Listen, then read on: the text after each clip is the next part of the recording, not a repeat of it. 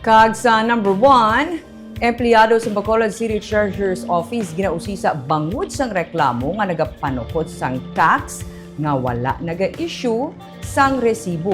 Ginserbihan na sang show cause order subong nga adlaw ang isa ka lalaki nga regular employee sa Bacolod City Treasurer's Office bangod sa ginaalagar irregular nga pagkolekta sang amusement tax sa pila ka mga ilimnan sa Bacolod City. Ginsilin ni Attorney Vanessa N. Cabo, ang spokesperson sa City Legal Office, nga may duha ka mga bar sa Bacolod nga nagpasaka sang parehos nga reklamo batok sa natungdan nga empleyado. Sandig sa pagpangusisa sang CLO, nagdangat sa 8,500 pesos ang nakolekta sang empleyado sa duha ka ilimnan. Apang wala man ini sang may ginahatag nga resibo. Ginatanaw pa sa karon sang CLO ang records sang Treasurer's Office agud matungod kung ginaremit gid man sa natungdan ang iya mga ginakolekta o kung wala. Natabong insidente sa Disyembre sa tinalikdan nga tuig. Dugang ni Encabo, isa pagid sa mga reklamo sa mga bar owners amo ang pagsukot sang empleyado sang amusement tax sa ila bisan wala man sila aktibidad nga ginhiwat sa amo nga tion.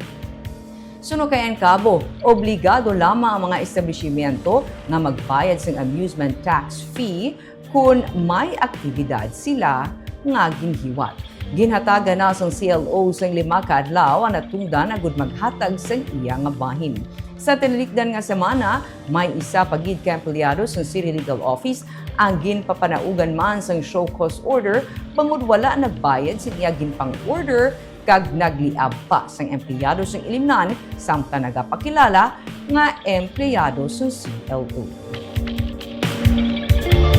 So we had investigated on the matter and we secure all the necessary evidences, and after the investigation has concluded, we submitted our investigation report sa City Mayor's Office. Ano siya galing amusement tax? Ang the amusement tax dependent siya sa how much the club will be earning on that particular day or kung may particular activity sila. But accordingly, there is no activity or wala activity on that day, but may ara lang na nagkadto na isa ka empleyado collecting for an amusement tax.